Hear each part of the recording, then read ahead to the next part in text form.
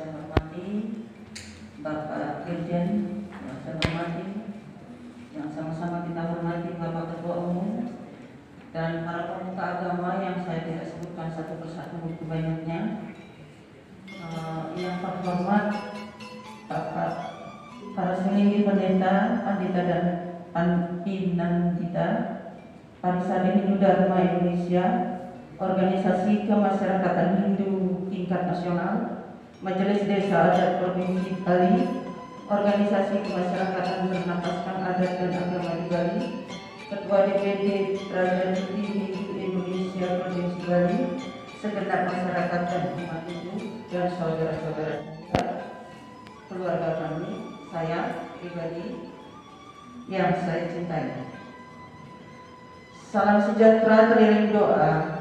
Semoga Bapak Ibu senantiasa dalam lindungan Tuhan Yang Maha Esa, sehingga dalam perjalanan tugas sehari-hari dapat menjalankan dalam sehat walafiat.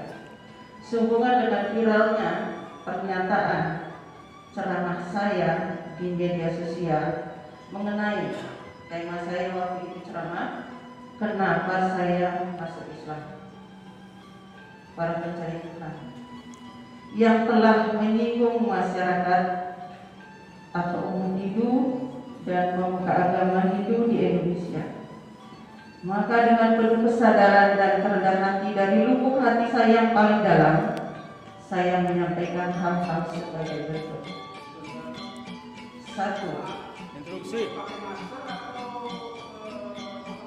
Cadar.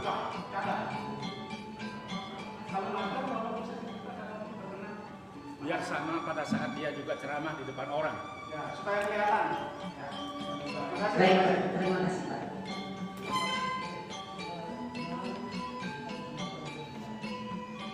Terima kasih.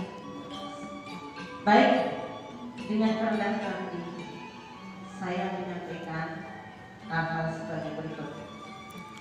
Saya tidak bermaksud dan tidak memiliki niat untuk menista dan mengolok-olok agama Hindu dan masyarakat atau umat Hindu. Hal itu terjadi semata-mata disebabkan karena kelemahan dan kelalaian yang saya miliki. Setelah memperhatikan masukan, saran dan kritik dari berbagai pihak, maka dengan penuh kesadaran dan kerendahan hati, saya mengakui dan menyadari bahwa pernyataan saya telah menyinggung dan melukai masyarakat atau umat Hindu dan pemuka agama Hindu serta kehidupan bersama antar umat bersama beragama yang harmoni di dalam masyarakat kita. Oleh karena itu, dengan kerendahan hati saya menyampaikan permohonan maaf kepada segenap masyarakat atau umat Hindu dan pemuka agama Hindu serta segenap masyarakat Indonesia atas pernyataan saya yang keliru. Saya akan bertanggung jawab terhadap semua akibat yang ditimbulkan oleh kelalaian dan kesalahan saya ini.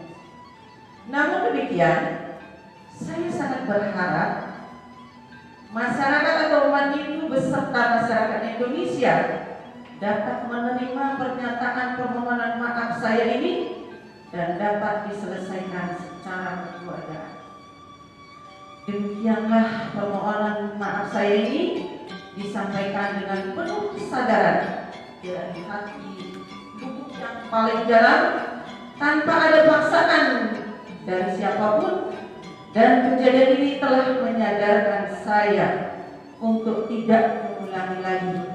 Ini merupakan suatu pembelajaran. Terima kasih Bapak Ibu atas kesempatan ini. Wabillahi taufiq wal hidayah. Wassalamualaikum warahmatullahi wabarakatuh. Terima kasih Bapak.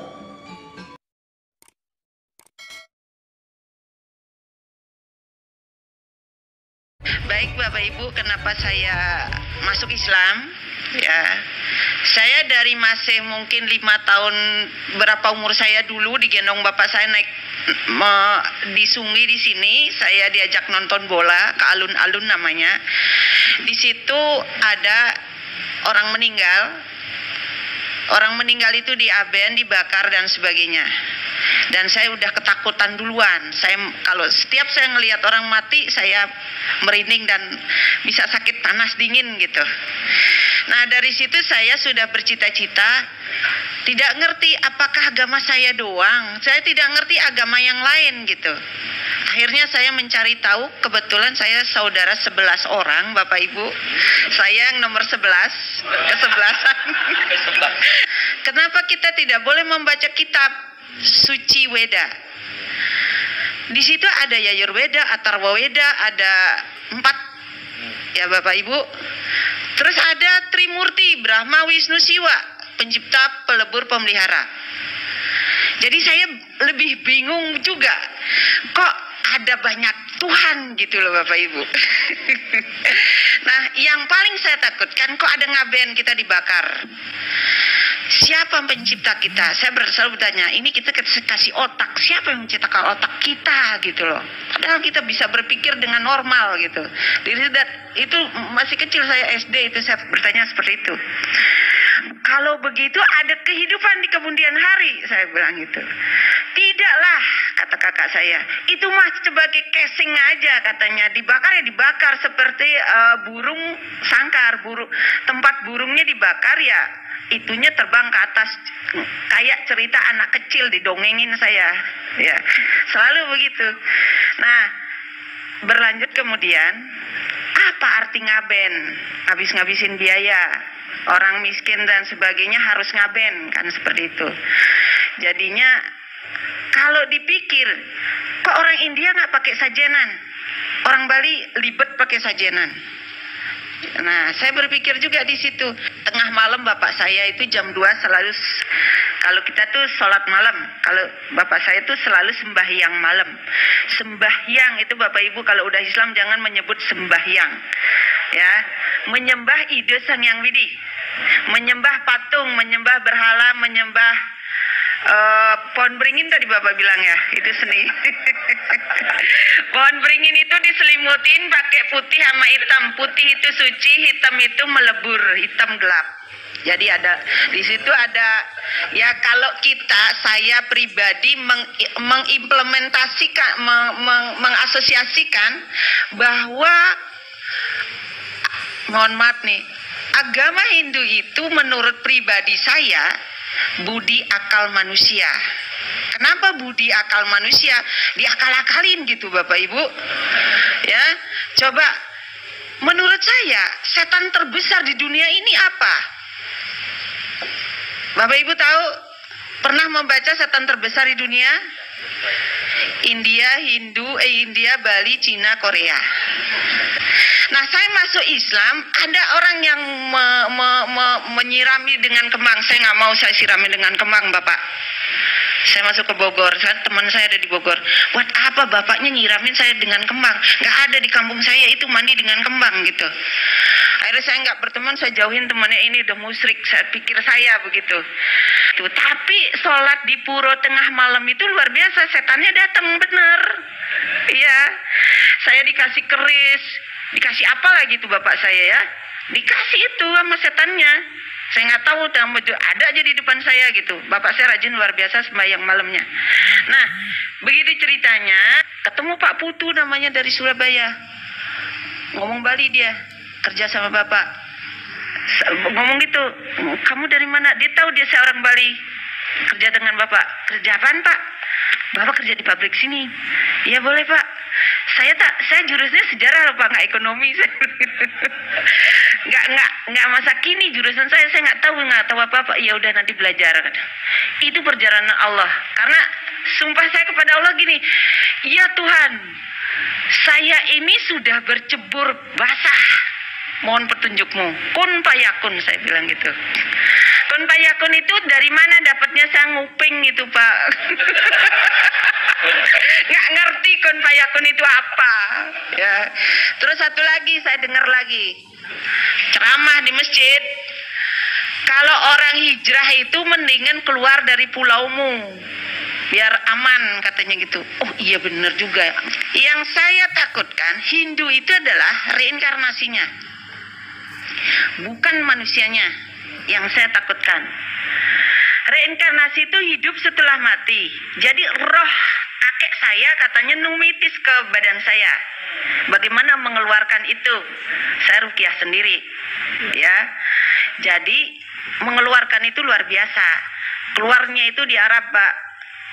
Saya haji tahun 2010, umrah udah 2 kali, yang kedua kalinya keluar. Mohon maaf nih, keluarnya hitam.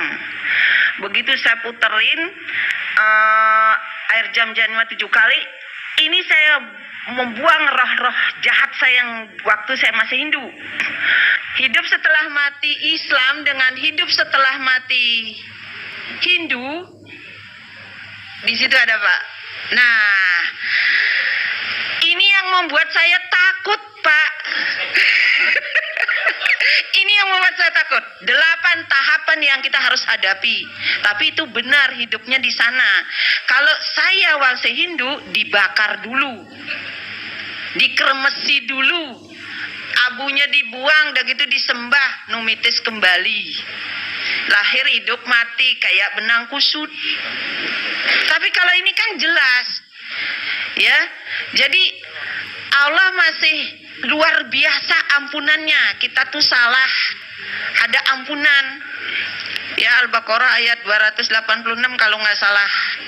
Ya, saya masih ingat. Ya, jadi ya Allah, kalau kita salah Allah masih mengampuni. Tapi kalau saya puasa 24 jam nggak ada apa-apanya itu, Pak. Ya, nah itu. Jadi beda doa saya waktu Hindu dengan waktu Islam. Islam itu sejuknya luar biasa. Begitu diniatkan saja, Allah langsung ada. Gitu loh, maksudnya bukan langsung Allahnya ada, tapi kenyataannya gitu. Beberapa kesamaan upacara-upacara masih Hindu terbesar di Jawa, lari ke Bali. Di implementasinya Islam, tadi di upacaranya masih yang saya perhatikan, ya. Jadi ada orang bunting 7 bulan. Kenapa enggak ibunya menumbuhkan SDM yang unggul? Tuh diupacarain. Salah itu, ya. Terus berikutnya meninggal, ya. Bingungnya Yasinnya itu nggak pernah putus-putus. Tadi pagi saya mengantar orang meninggal sebelah rumah saya. Ayo saya Yasin. Membaca itu selagi hidup, bukan sekarang.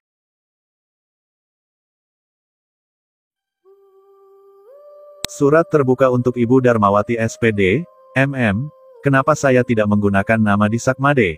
Karena itu nama Bali dan tidak pantas digunakan oleh Ibu. Ibu menghina orang Bali tapi Ibu masih menggunakan nama Bali. Itu seperti Ibu menjilat ludah Ibu sendiri. Perkenalkan, nama saya Gusti, saya orang Bali yang besar dan tinggal di perantauan. Meski pendidikan agama saya di rantau kurang, tapi itu bukan alasan saya meninggalkan agama saya. Karena saya yakin, perjalanan menemukan Tuhan itu seperti orang yang mendaki gunung. Semakin dekat dengan puncak gunung, udaranya akan semakin sejuk. Orang-orang yang semakin dekat dengan Tuhan, dengan agama apapun, cirinya cuma satu, bahasanya membawa kesejukan untuk semua makhluk. Itu yang pertama. Yang kedua, Bali itu seperti bunga, harumnya merebak ke seluruh dunia, sehingga wisatawan banyak yang berkunjung ke Bali. Sementara Ibu menurut saya seperti lalat, jadi wajar bila Ibu tidak betah tinggal di Bali. Karena memang hukum alamnya, lalat lebih suka tinggal di sampah, bukan bunga. Yang ketiga, ternyata setelah Ibu pindah agama pun, Ibu masih suka menjelek-jelekan orang lain. Kata-kata yang keluar dari mulut Ibu seperti sampah, sehingga yang salah bukan agamanya, kalau di dalamnya lalat, berbaju agama apapun pasti kata-kata yang keluar dari mulutnya adalah sampah.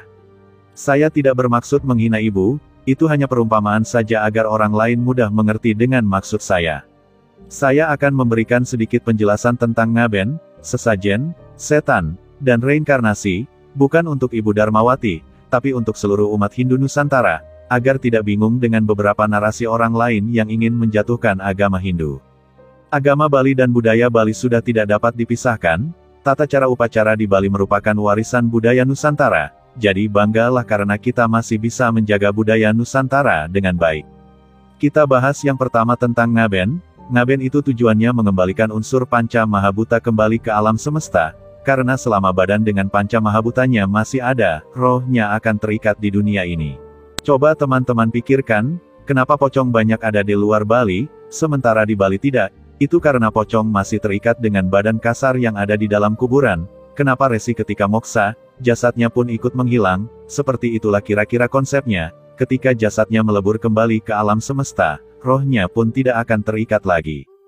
Dari segi kesehatan, dengan dibakar, mayat tidak akan menjadi sumber penyebaran penyakit. Dengan dibakar, orang Bali tidak akan pernah bingung akan kehabisan lahan kuburan, itu sisi positifnya. Yang kedua, masalah upacara, seperti bayi yang dibelikan baju baru, bayi tidak pernah meminta baju baru, tapi karena cinta dan sayangnya lah seorang ibu membelikan baju. Begitu juga Tuhan, beliau tidak minta sesajen, cinta kita yang tuluslah yang membuat kita mempersembahkan semuanya. Ketika kita memberi kepada alam semesta, maka alam semesta akan memberikan kembali jauh lebih banyak lagi.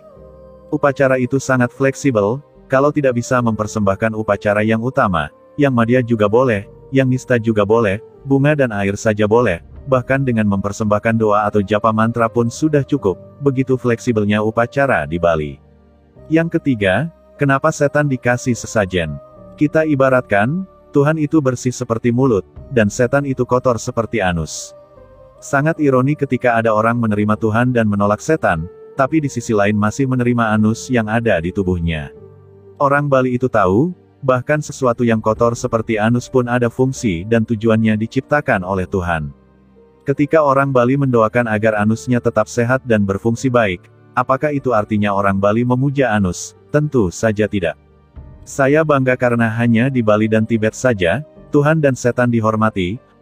Leluhur Nusantara dan Bali itu sangat hebat, karena bisa mewariskan penghormatan kepada sesuatu yang bersih dan kotor, baik dan buruk, hitam dan putih, mulut dan anus.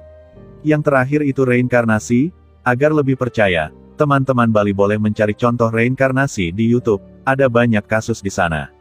Bahkan di barat ada kasus seorang anak terlahir dan bisa mengingat bahwa di kehidupan sebelumnya dia dibunuh dan jasadnya ditanam, sehingga kasus pembunuhan tersebut bisa terbongkar. Dari banyak kasus itu, kesimpulannya cuma satu, reinkarnasi itu ada. Jika saya sudah terlahir sebanyak 1 juta kali, maka saya sudah mempunyai 1 juta ibu, 1 juta bapak dan 1 juta saudara, artinya orang-orang di sekitar saya saat ini, harus saya hormati dan saya jaga, karena mereka adalah 3 juta ibu, ayah dan saudara saya semuanya. Semoga semua makhluk, baik itu di alam bawah, alam tengah, maupun di alam atas, selalu berbahagia dan bebas dari penderitaan.